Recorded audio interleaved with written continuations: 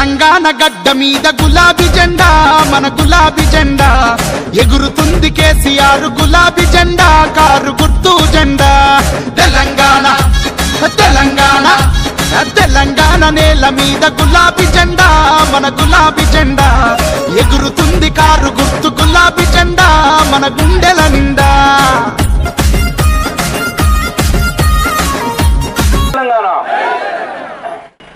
Pocharam Srinivas Reddy guarantee నాకు మా తండ్రి స్వర్గీయ సురేందర్ రెడ్డి గారితో సమానం. అట్లనే నేను వారికి బిడ్డగా గత 5 సంవత్సరాలుగా మెలుగుతూ వచ్చినాం. పోచారం శ్రీనివాస్ రెడ్డి గారి కుటుంబం నా కుటుంబంతో సమానంగా నేను భావిస్తా. పోచారం శ్రీనివాస్ రెడ్డి గారి నియోజకవర్గం బాన్స్వాడ నియోజకవర్గం నా నియోజకవర్గం బాల్కొండతో సమానంగా భావిస్తా అని చెప్పి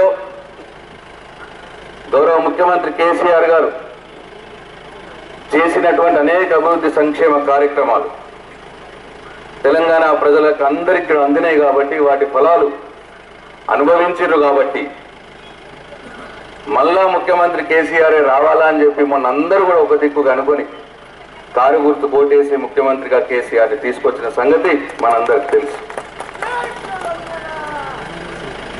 అట్లాగే రేపు రాబోయే ముందు పార్లమెంట్ ఎన్నికలు వచ్చినాయి. ఇప్పుడు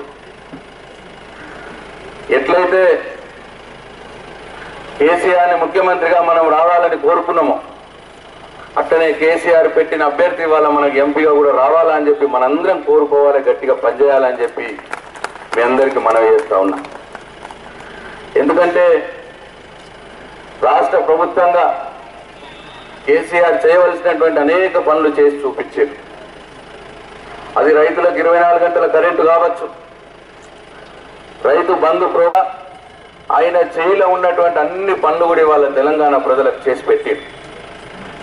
కేంద్ర ప్రభుత్వం నుంచి కూడా మనకు నిధులు రావాల్సిన అక్కరే ఉన్నది, కానీ రాలే. ఎంత ప్రయత్నం చేసినా, ఎన్నిసార్లు మొత్తుకున్నా, ఎన్నిసార్లు మొరబెట్టుకున్నా మనకు నిధులు రాలే. ఇవాళ మనం 2వసారి ముఖ్యమంత్రిగా కేసీఆర్ని తీసుకొచ్చినాం. ఇవాళ పెద్ద పెద్ద పనులు మనం ముందాట పెట్టుకున్నాం.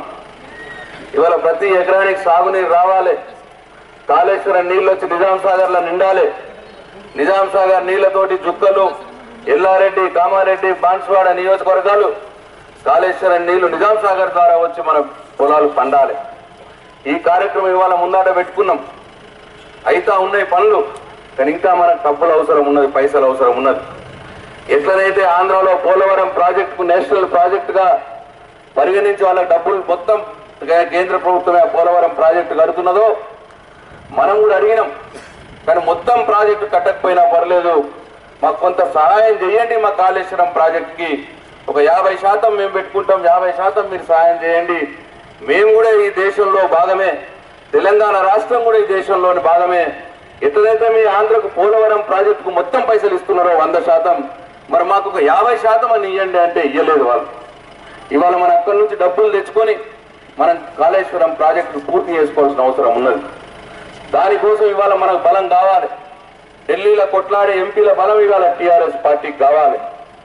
ఇవాళ నేషనల్ హైవేలు, జాతీయ రహదారులు 3200 కిలోమీటర్ల జాతీయ రహదారులు మనకు శాంక్షన్ చేసిండ్రు. అవి కూడా టెండర్లు పిలవాలి, ఆ రోడ్ల పని జరగాలి. దానికి కూడా మన ఎంపీల బలం మనకు కావాలి. కాబట్టి ఇవాళ ఈ రాష్ట్రంలో ఉన్న 16 ఎంపీలు, మనం ఒక ఎంపీ ఎంఐఎం 17 ఎంపీలు మనం ఇవాళ గెలుచుకొని కేసీఆర్కు మనం బలంగా ఉండాలి. అవసరం ఇవాళ ఉన్నది.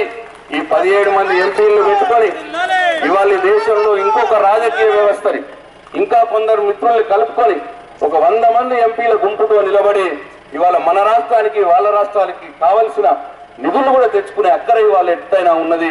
తెలంగాణ రాష్ట్రం సాధించుకున్న ఒక భాగం, సాధించుకున్న తెలంగాణ రాష్ట్రాన్ని మంచిగా అభివృద్ధి చేసుకోవడం ఇంకో భాగం. దాంట్లో మనవంతు ప్రయత్నం చేస్తా ఉన్నాడు కేసీఆర్. దీనికి కేంద్రం కూడా మన సహకారం అందించాల్సిన అవసరం ఉన్నది. మనమేం బిచ్చబెత్తుకుంటలేదు, మనం కూడా ఈ దేశంలో ఒక భాగం, మన తెలంగాణ రాష్ట్రం కూడా ఈ దేశంలో భాగం, మనం కూడా ఈ దేశంలో ఒక భాగమైన ప్రజలు కాబట్టి మన అవసరాలు తీర్చే బాధ్యత కేంద్ర ప్రభుత్వానికి ఉన్నది అని చెప్పి గట్టిగా నిలదీయడానికి కేసీఆర్ కి అవసరమైనటువంటి బలం ఇవ్వాల్సిన అవసరం ఇవాళ ఉన్నది. కాబట్టి ఇవాళ రాబోయే కాలంలో ఎంపీలందరినీ కూడా గెలిపించుకోవాల్సిన అవసరం ఉన్నది అని చెప్పి ఇవాళ కేటీఆర్ గారు చెప్పడానికి మనకు వస్తా ఉన్నాడు. నిజాం సాగర్ లో మరి ఇవాళ మీటింగ్ పెడతా ఉన్నాం.